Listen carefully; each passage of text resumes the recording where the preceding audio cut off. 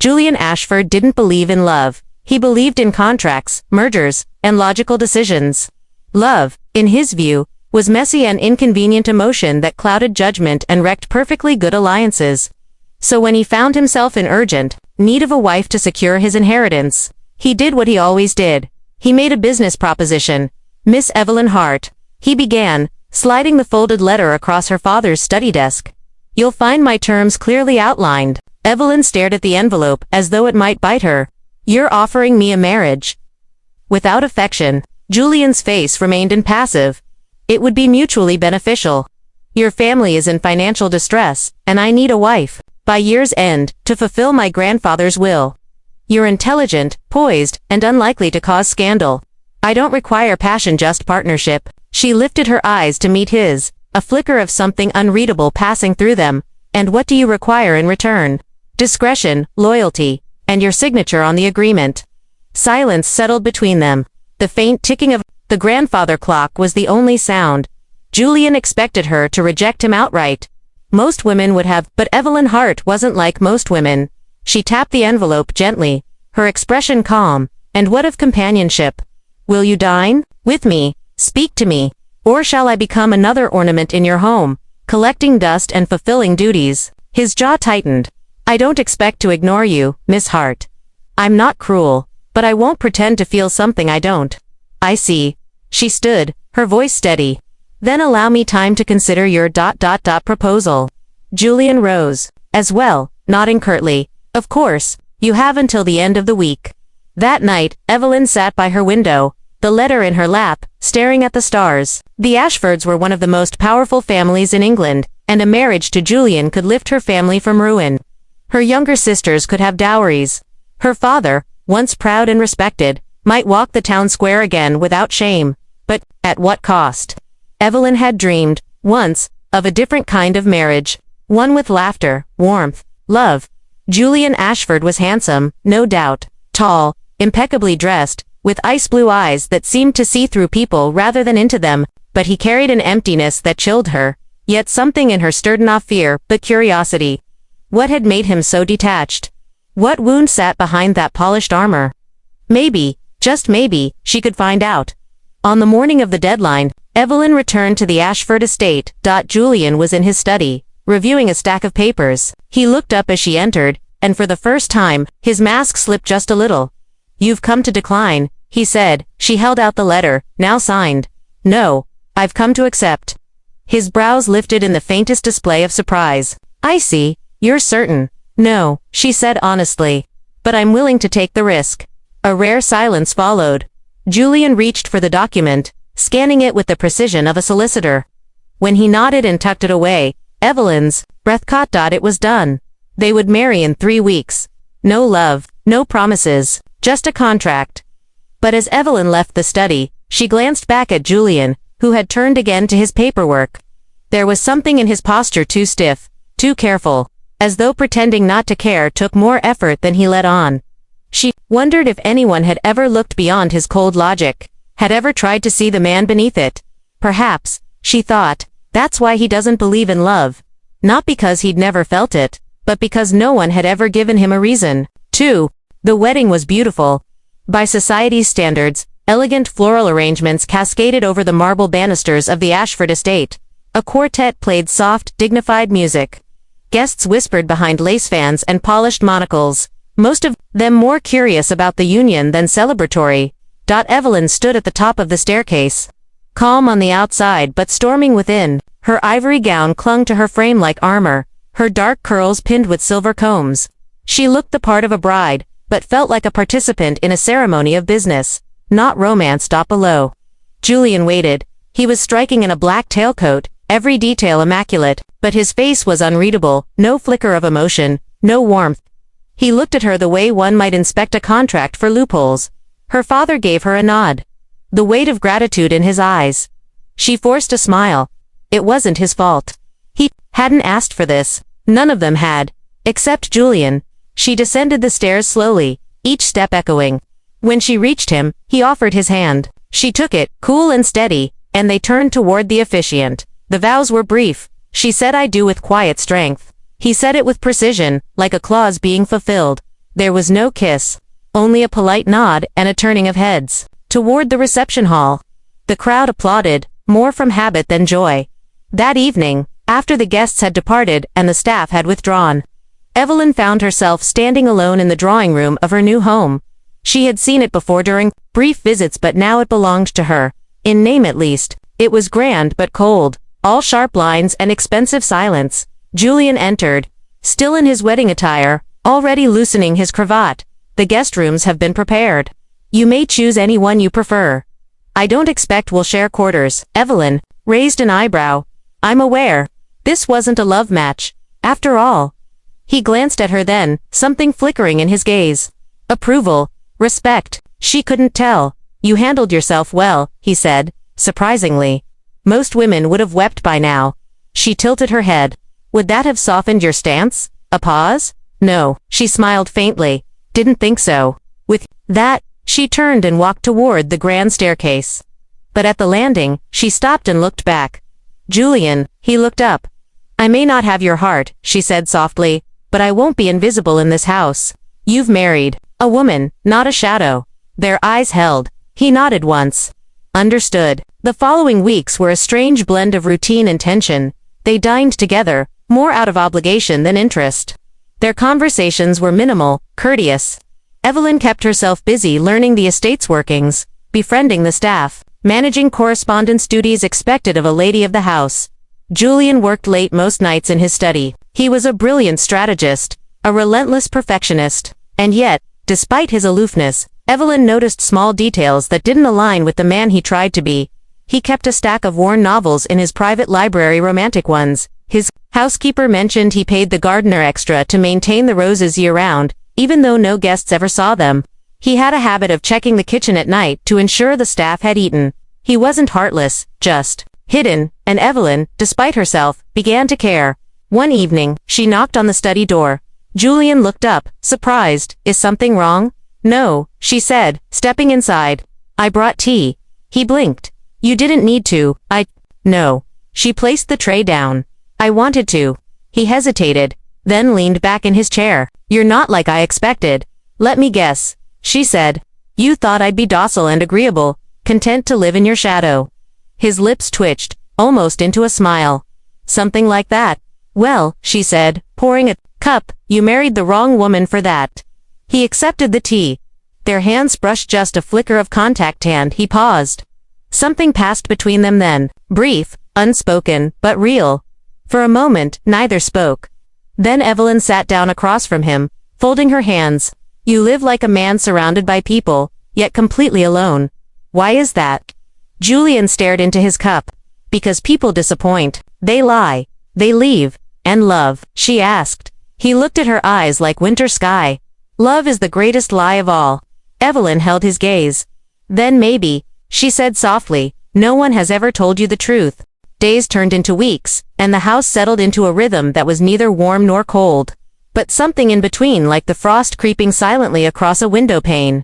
Julian and Evelyn moved through the motions of their marriage with quiet precision, yet beneath the surface of their formal dinners and polite conversations, subtle shifts began to emerge. It started with small things, Julian leaving his study door ajar instead of shut tight, allowing the faint scent of his cologne to mingle with the air Evelyn breathed as she passed, or Evelyn humming softly while arranging fresh flowers in the parlor, the sound carrying just far enough to reach Julian's ears. These were moments neither of them acknowledged openly, but they didn't go unnoticed.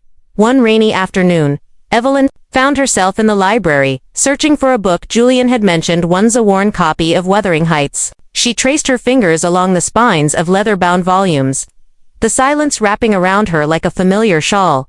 A shadow crossed the doorway. Looking for this, Julian held out the book with an unexpectedly gentle smile. She accepted it, surprised by the warmth in his tone. Thank you. He stepped inside and leaned against the doorframe, watching her. You read this? She nodded. Years ago. It's a story of passion and heartbreak, of love that defies reason. His expression darkened. Love defies reason, yes. That's why it's so dangerous. Evelyn met his gaze steadily. Maybe love isn't about danger. Maybe it's about courage. He looked away, eyes clouded with memories she couldn't reach. That night, sleep eluded Evelyn. She lay awake, thoughts swirling like the storm outside. What did love mean to Julian Ashford? Had he loved and lost? Had he been burned so deeply that he sealed his heart behind walls of ice? She knew she wanted to find out. The next morning, Evelyn made a decision. She would not be a passive participant in their arrangement. She would try to thaw the frozen ground between them, even if it took everything she had. Days later, Julian returned home to find Evelyn in the garden, kneeling beside the rose bushes. She looked up, brushing soil from her hands. I read somewhere that roses bloom best with care and attention. I thought, maybe this garden could bloom, too. Julian approached cautiously. You've never gardened before. No, she admitted, but I'm willing to learn.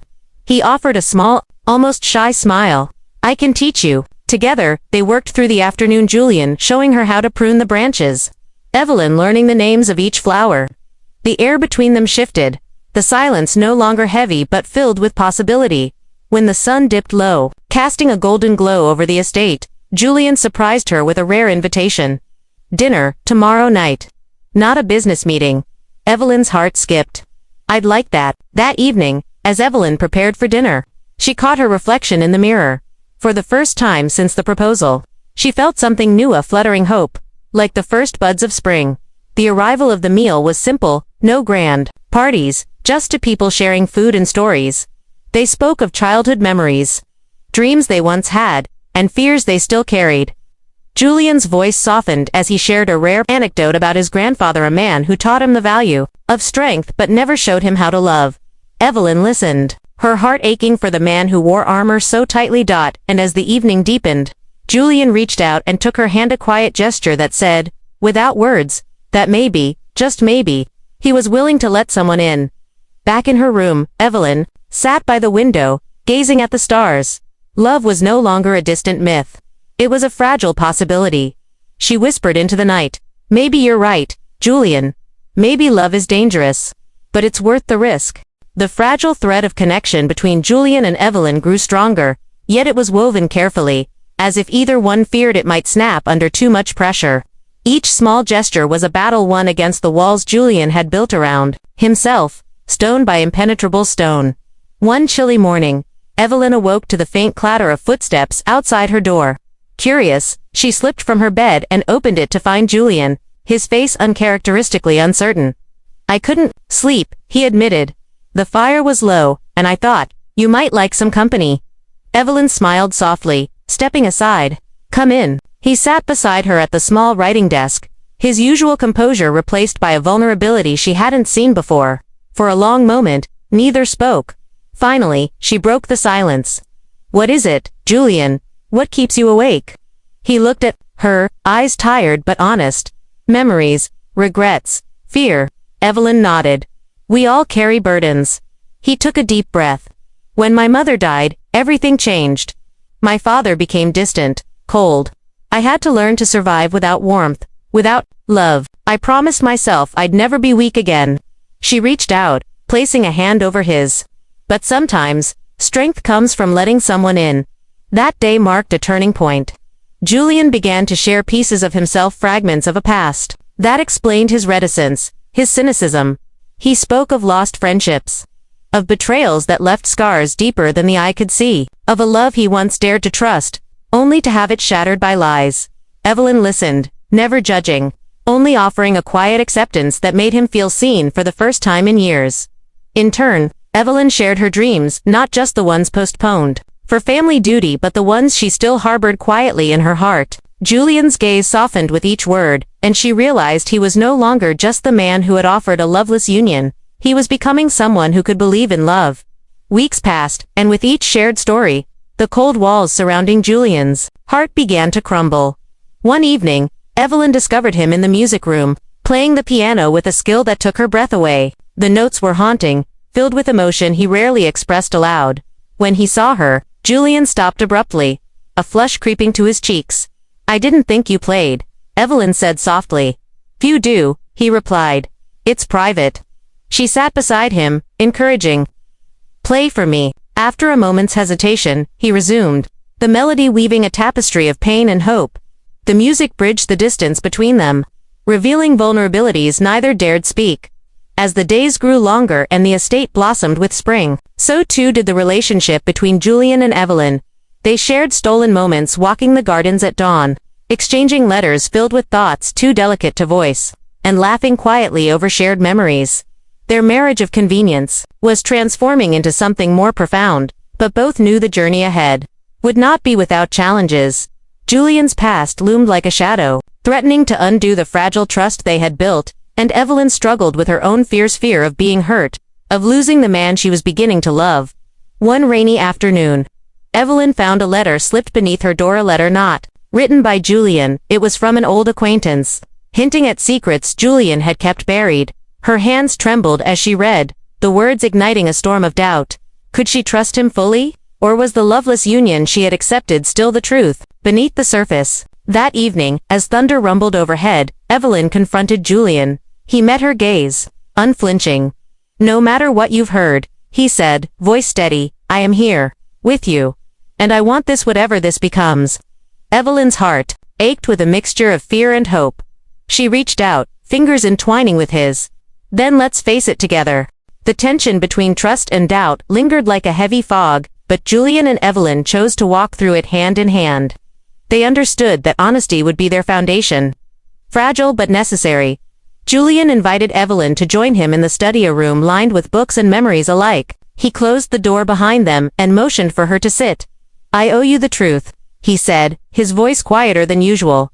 Evelyn met his gaze, steady but apprehensive. "It's about my past, the man I was before this marriage," he continued. "I haven't been entirely honest." She nodded, encouraging him to go on. He told her about a business venture that failed, costing him not only money but the trust of people close to him, about a friendship broken by betrayal, about a woman he once loved deeply but who left him when hardship struck. "I was shattered," Julian admitted. "I built walls to protect myself from that pain." Evelyn listened, her heart softening. "Thank you for telling me," she whispered. "You don't have to carry that alone anymore." That evening, Julian surprised her with a gesture that caught her off guard. He handed her a small worn locket. Inside was a tiny portrait of a woman, the one he once loved. "It belonged to her," Julian said. "I kept it as a reminder of what I lost. And of what I hope to find again." Evelyn touched the locket gently. "I'm honored you trust me with this." Their eyes met, a spark of something unspoken passing between them. Trust was not built overnight. But with each shared secret and moment of vulnerability, it grew stronger. They began to build memories beyond the contract, quiet breakfasts, long walks in the gardens, and evenings spent planning for a future neither had dared imagine before. Yet, the past was never far behind. Rumors whispered through the estate, threatening to unravel the fragile peace. Julian faced business rivals who sought to exploit his weaknesses. Evelyn received veiled warnings from those who doubted the legitimacy of their union, but together, they stood firm. One evening, as a storm brewed outside, Julian took Evelyn's hand. "Whatever comes," he vowed, "I'm yours. Not because of a contract, but because I want to be." Tears filled Evelyn's eyes. "And I'm yours, Julian. Not for duty, but for love." The estate buzzed with whispers, some curious, some scornful. A marriage that began with a contract was slowly turning into something deeper, and not everyone was pleased. Julian found himself facing more than just business threats. Old rivals, once held at bay by his reputation and cold detachment, now saw an opportunity. Its weakness, his advisor warned. "This marriage, this softness, it's going to cost you." Julian clenched his jaw. "No, it's what's saving me." Evelyn, too, faced challenges. Society's gossip questioned her motives, painting her as an opportunist rather than a partner. Invitations dried up, whispers followed her through halls, but she refused to retreat. With Julian's quiet support, she threw herself into charity, work, community events, and managing the estate's affairs, proving she was more than a name on a contract. One afternoon, as Evelyn organized a fundraiser in the village, Julian watched from a distance. He saw how her kindness touched lives, how her smile brightened even the darkest rooms. It was a kind of strength he had never appreciated before, and it made him love her more. That evening, they dined together in the grand hall. The fire crackled, casting a warm glow. Julian reached across the table, taking Evelyn's hand in his. "I don't care what they say," he said. "I married you for more than convenience. I married you because I want to face life with you. Evelyn squeezed his hand, eyes shining. And I want to fight for us. Their love became a shield, stronger than any contract, more powerful than any rumor, together. They faced storms both, literal and metaphorical. When a violent tempest struck the estate, causing damage and fear, they stood side by side, leading their household through recovery. When business deals threatened to collapse, they strategized together, blending Julian's acumen with Evelyn's empathy. Through it all, they learned that love wasn't just a feeling, it was a choice, a daily act of courage. And they were willing to fight for it. The seasons shifted, bringing with them a new chapter not just for the estate, but for Julian and Evelyn. Their marriage, once a contract sealed by necessity, had blossomed into a partnership rooted in respect, trust, and love. On a crisp autumn morning, Julian stood in the garden where so many moments between them had unfolded. The roses were in full bloom, vibrant and fragrant, a testament to patience and care. Evelyn approached, a soft smile on her lips. I was thinking, she said, that love, like these roses, needs tending. It grows stronger with time. Julian nodded, taking her hand. You taught me that. In the weeks that followed, Julian surprised Evelyn with a gesture that carried more weight than any grand declaration. He presented her with a simple ring, not to bind her by contract, but as a symbol of his choice of their love. I want this to be ours, he said. Not because it's expected, but because it's what I want. Tears filled Evelyn's eyes as she accepted. Their families gathered for a celebration, not out of obligation, but out of joy. Friends smiled genuinely. The house echoed with laughter. Julian and Evelyn stood together, no longer to strangers bound by convenience, but partners sharing a future. In the quiet moments, they reflected on how far they had come. From cold beginnings, they built warmth. From guarded hearts, they found trust. From a loveless union, they discovered love. As the sun set over the estate, Julian whispered, "Thank you for giving me a reason to stay." Evelyn smiled, resting her head on his shoulder. "And thank you for learning to love." Together, they faced whatever the future held, united by choice, by courage, and by the promise of love's true power.